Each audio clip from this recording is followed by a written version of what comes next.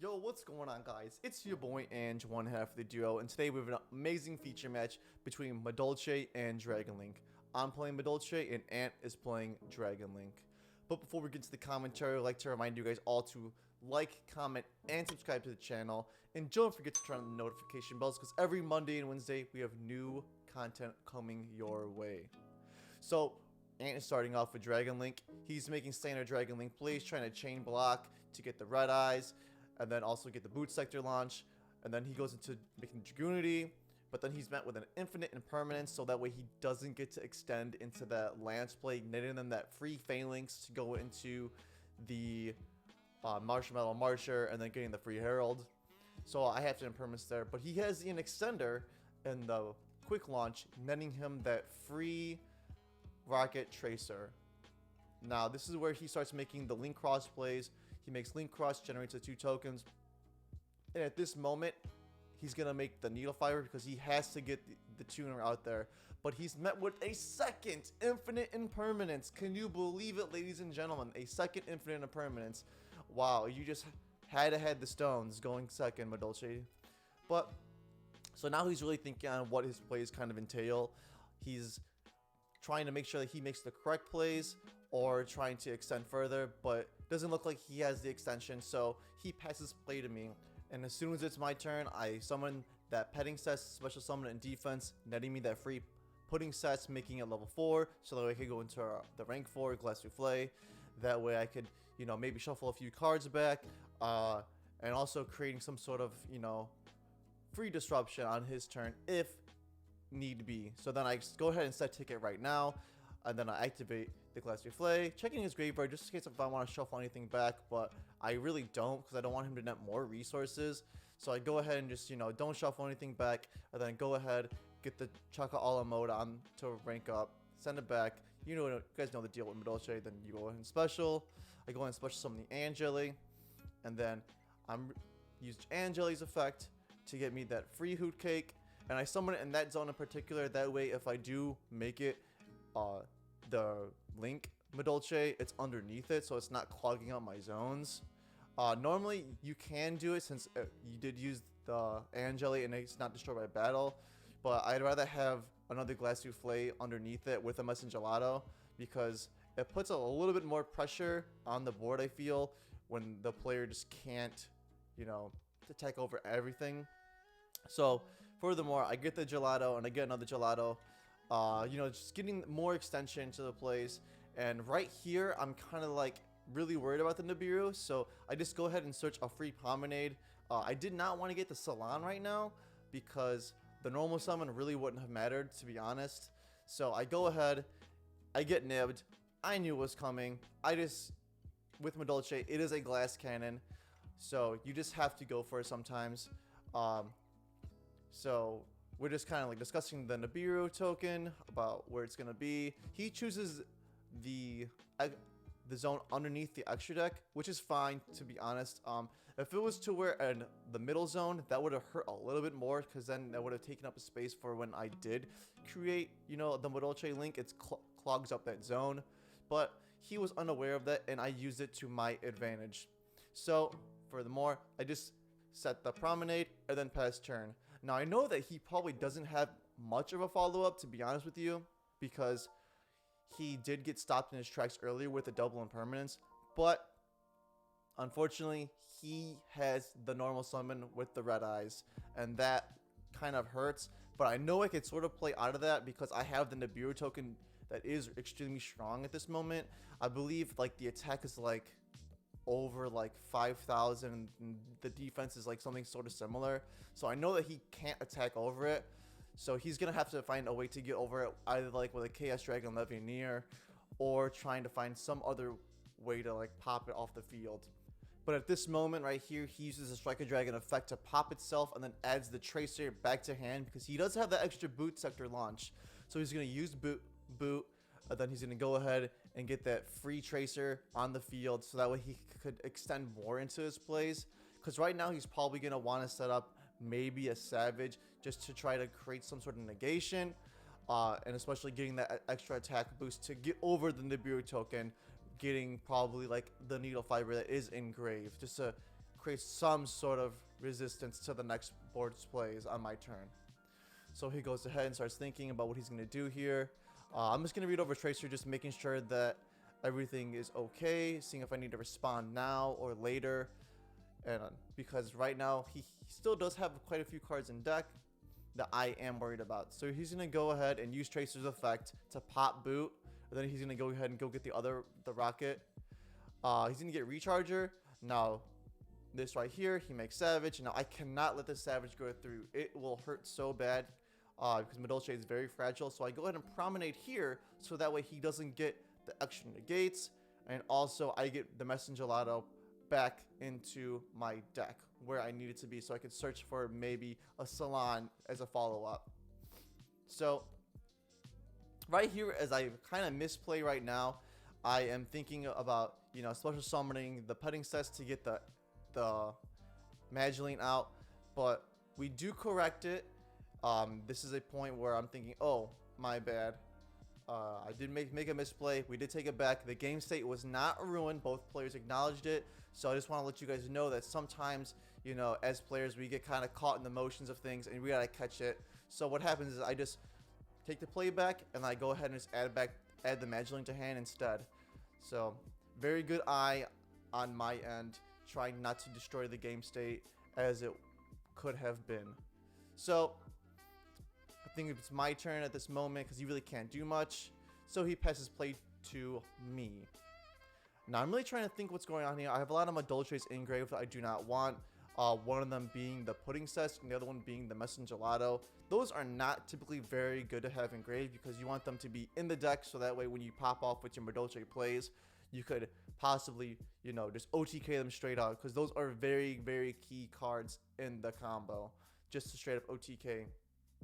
Now, a nice thing I do have to note is, like, I did search that Madolche, so I do have the access to probably, you know, get a probably like an Angeli or something else as a nice follow-up for the next turn. But I open up with the Extravagance, and it is so clutch that I open up with the Extravagance. What a top deck. Now, I do play 3 of all the Madolche, so I'm not too worried about it. And plus, I do have the other one engraved, so I can just shuffle it back in with the Tiramisu. So I'm really not worried at all. So, but luckily, I have the Hoo Cake. The Hoo Cake is going to come through so much because what I'm going to do is I'm just going to banish a free Madolche, and then it'll be all good. And I can just pop off with my plays from here on out. So we go ahead, declare target. Target will be the other Hoo Cake because I really don't need it. So I go ahead and get the Petting Cess. Petting Cess will let me the Messengelado. And then I can go ahead and start making my plays from here. So I go ahead and with the Messengelado, I get the free Salon, netting me an extra normal summon. And I know from here, I'm like, ooh, it could be game here. So I'm just going to push for it. I don't think he has another Nibiru because he had already used it on the previous turn. So I know that he probably may not have it. So I go ahead and just overextend, as all Madolche players do. You always have to be worried about that, guys.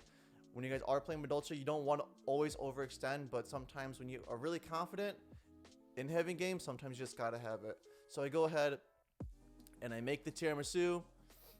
I go ahead and detach, and then I shuffle back the Petting Cess and Messengelado, really helping me out there.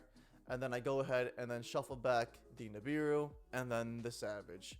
And then right here, I'm like, okay, I didn't want to activate the ticket at all because I didn't want to overextend. Because right here, I do get hit with that Nibiru. And, oh man, did that actually really hurt, to be honest with you. I actually did not see that coming from a mile away. Maybe if I, you know, was a little bit smarter of a player, to be honest with you, I could have seen it and didn't overextend. But I really need to get Savage off the board and the other Nibiru, because I knew for a straight fact that it was going to be a problem on my next turn. So that's why I made the plays that I did. If you guys have any other suggestions in the comment section, please put them down, what you would have done in that current scenario. So I get hit with the Nib, and he keeps the token in the same spot. Doesn't really hurt me. Now the token is so huge. I believe it is a 53 attack monster and like something very, very close in defense. So I know that for a fact that he most certainly cannot get over it. it's going to take a lot for him to get over. And he's already ran through a lot of his resources as a Dragon Link player. The only way for them to get their resources back is maybe by like a Chaos Space, getting like those baby dragons back in deck, and then netting that free draw. So I know I'm really not that scared of his next turn. So we'll see what this dragon player ends up doing. But to my knowledge, it's not going to be a lot, because for another reason, I already have another extension with the Madolche in my hand. So what he ends up doing is he ends up going for the 1-for-1, getting the Brotar, trying to really search for those key cards in that combo, because he has a loaded graveyard for that Levianeer. There's no doubt about that. But he ends up passing, because what he is probably thinking in his head is that he just wants to set up some sort of board to where he could just, you know, maybe disrupt a few attacks. But unfortunately, I had the Angeli, go ahead and straight up normal summon it. I'm letting him think for a response, because he may have one. But to be honest, I don't think he does, because otherwise he would have either maybe like Veilered it, or maybe he would have just if he had an impermanence, he would have set it and then activated it. But lucky for me, he has no disruptions other than the Brotar engrave. So I'm going ahead and I'm thinking about what I want to do. I'm just trying to think of like what my resources are in grave, and also kind of reminding myself of the Nibiru token, seeing how much attack it had. That's another thing you always want to look out for when you do get Nibiru. You always want to keep tabs on what attack and defense is your token as well, because that honestly does come up in the grind game a lot of the times, especially in this sort of case where the opponent opened up double Nibiru and not that many extenders. So you always want to keep tabs of what's going on in the current game state. Always a smart thing to do. So I go ahead and use that Angeli effect, and it's gonna net me probably another petting cess just to extend further, because there's no way that he has 3 Nibiru in hand. The odds of that are, I think, like 4% or less than 4% in an opening hand to even open up 3 of the same card. It's a very, very rare case, so I'm not too worried about it. If he has it, he has it, guys. So we'll see how it plays out further on in the video. So I go ahead and just trying to read what Brotar does, making sure that he doesn't have the correct targets. Maybe he, you know, has something up his sleeve to where he's going to activate the Brotar and then maybe activate something from hand. Who knows at this point, because right now it is a very grind game, and I don't have a lot of stuff in my extra deck at this point in the game. So, you know, you'll see me later on not making like a free Tiramisu or not making like anything else. So what happens is I go ahead and have the Angeli getting the pudding cess, and then pudding cess will then get me the pudding cess. So I go for this play and summon it in an attack position, because I know I'm going to use the actual effective pudding cess, because it'll destroy something after damage calculation, which not a lot of people know of actually, and it does come up in this scenario. So do not forget about those one-ofs that we use. So it's going to go ahead, I'm going to use the pudding cess effect to pop the Nibiru token, and it's going to be really well. So he's going to use the Brotar effect, bring itself back, and then since I normal summon my Madolche, I could go ahead and probably swing over that, and then I'm going to swing over, hitting his life points directly for that 53 and 19, bringing him to 800 life points, and I go ahead and set a free promenade down, and I know I definitely have this in the bag, because I make the Sistart, which points to Madolche monster, so he cannot even target nor destroy my Madolche spells or traps. So he goes ahead and gets a World Legacy Guard Dragon. That was a heavy top deck. Wow, was that a top deck? So he's just trying to think of what he's really going to get. His resources are kind of slim, especially on the extra deck side of things, because he's already ran through his key cards like Needle Fiber and Link Cross and the Unity. So he's really in a tight position. Not to mention, he's already ran through his Striker Dragons. So the Link ones are kind of it, basically. And the Savage is gone as well. For now, we'll see. So he goes ahead and revives that Rocket Tracer. And then he scoops it up. And Madolche takes the first victory. Very, very tough game. Getting double Nibiru, guys. It was wild. So we have the Dragon Link player starting off. He opens up very well. He goes ahead and Chaos Spaces, gets rid of the Rocket Tracer, going ahead and netting him that free baby dragon. And look at that. Also had another extender as a World Legacy Guard Dragon, bringing back the Tracer, going ahead and getting the Striker Dragon, special summoning the baby, and then he's gonna go ahead and get the black, and then also get the lands. Wow, wow, wow. What a chain block, what a play. Goes ahead, gets the free Phalanx, and he's gonna go ahead and get special summon the Phalanx, and then he's gonna go ahead and get that free Herald. Now this is where the Dragon Link deck really shines and how consistent it is on making these plays. So he goes ahead and makes Marcher, bring back Phalanx, and then he's gonna go ahead and make an early Needle Fiber. Very interesting on his part. I wonder what the Dragon player was really thinking, but he goes ahead and gets the free Vylon Cube, and then through the cube and the token, he's gonna make a free Herald of the Arclight, and then he's really extending over his plays now, because now he really wants to get the full Dragon Link combo, and then getting the free Smoke Grenade to just rip a card, and then he's probably gonna push for another Chaos Dragon Levianeer play to rip another card out of my hand, only letting me have about a few cards to start with.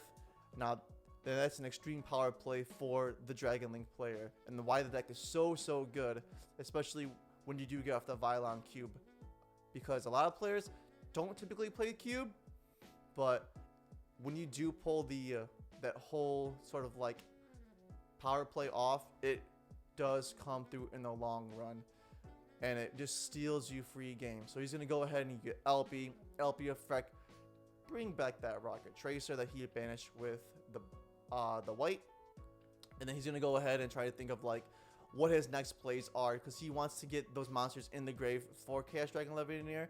So he goes ahead and makes Dill.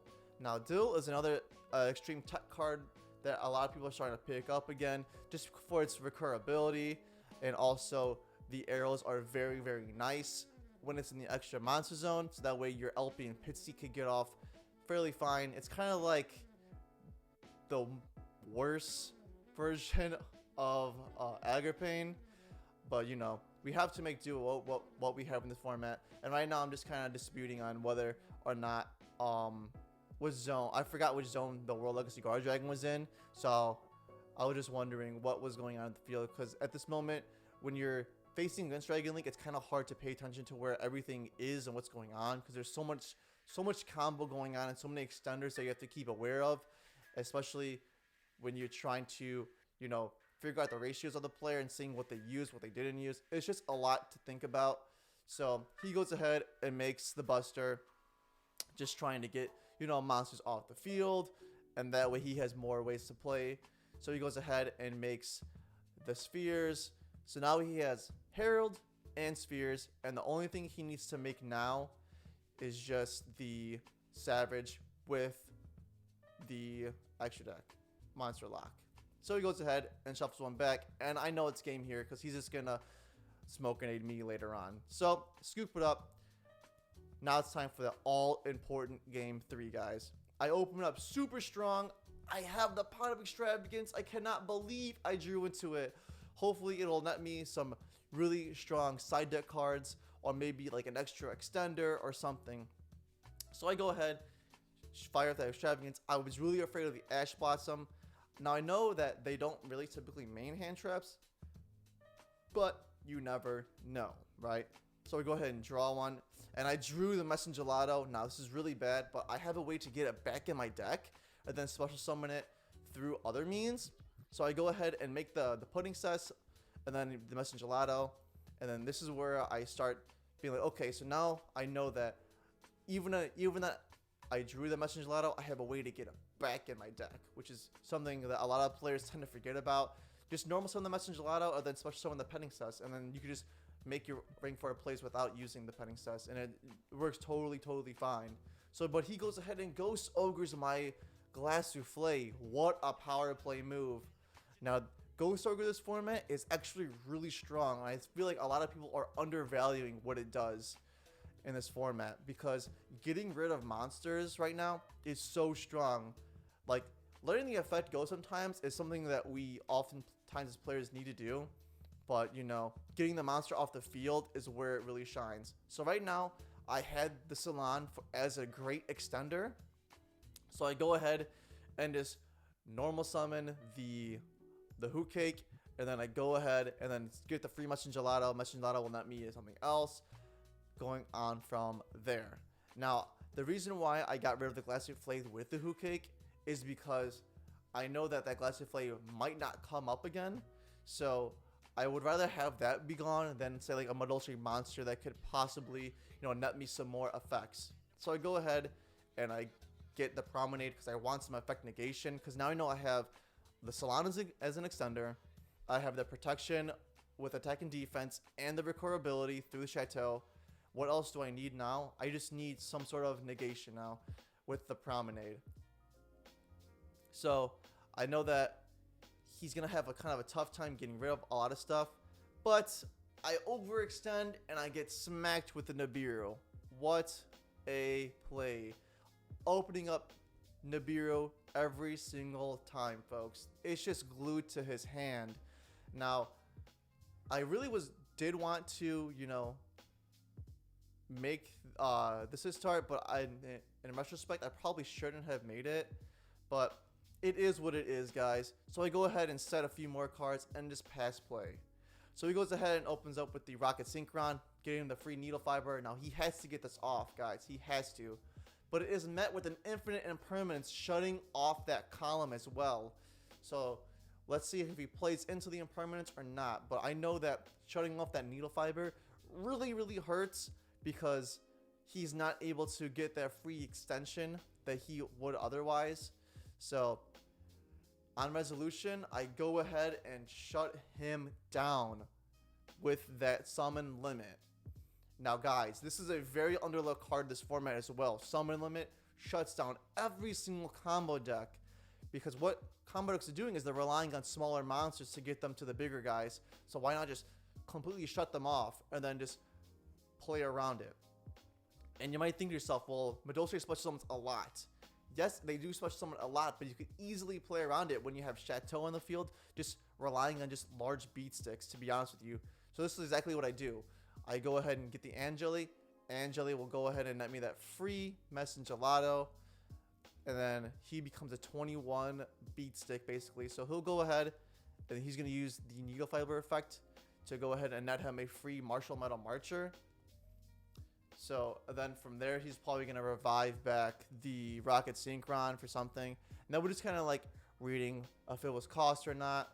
I'm just thinking on whether or not to respond to it, but I don't. So he goes ahead and gets those two monsters. So he ends up not getting the Synchron, actually. In fact, he gets the Ghost Ogre because you could use Ghost Ogre's effect on field or in hand. And that actually can come up at some sort of places, so he's just trying to think of what he wants to do. But the Ghost Ogre was definitely the more smart choice. So what I want to do is I want to take over that Ghost Ogre because I know that it's going to be a problem on the following turn. So right now he has to figure out a way on how to play around that Messenger Gelato and the summon limit. So he goes ahead and normal summons the Red Eyes. So now this is where it gets kind of tricky because he already made one summon, and the only other summon he could possibly make is the Striker Dragon. But he doesn't. He just makes a Herald because he has no other place to get around it, to be honest with you. So it makes a Herald in hopes of something were to happen. So I go ahead and normal summon, and I just attack, and then I just attack again, and then I then activate Ticket just as another extender if anything were to happen on my turn. So then he goes ahead and banishes the Rocket Synchron. Then he gets that free red MD. So this kind of allows him to have like a larger beat stick and kind of play around, you know, the summon limit. So he goes ahead and then he just attacks over the Messenger Gelato. And then I'll go ahead and use Promenade's effect. And then I'll use Ticket's effect because it'll shuffle back in. Now I didn't want to get that Messenger Gelato back to hand because I'd rather him deal with like a pudding set instead. And also I don't want that in my hand at all because if I have a prime opportunity to activate the Madolche effect, I will. And plus, I already have cards that I can get to my hand that'll work even better anyways. So he goes ahead, and then he passes play to me. So I go ahead and summon Queen Tiramisu. Queen Tiramisu effect to go ahead and then net me Message Gelato back to the deck, and also the Petting Cess. And then I'll go ahead and shuffle his board away for free. But what he's going to do is he's going to activate Quick Launch in response to the Tiramisu. But I don't really care at that point because I could just, you know, figure out a way to how to get over it anyways. I just don't want that red MD and that boot on the field because I don't want him to get those extra extensions that those cards provide. That is something that I do not want. And also, and that's me another summon, my second summon, which is going to be a Message Gelato. Now from here, I'm just trying to think of a way to like just net any other free advantage. So I go ahead and get another Salon just in case if he were to have a Cosmic Cyclone. He'd be forced to either get rid of the summon limit or the Salon. So it's just another card to have on field just for advantage. So I go ahead and attack with all three of my monsters, and he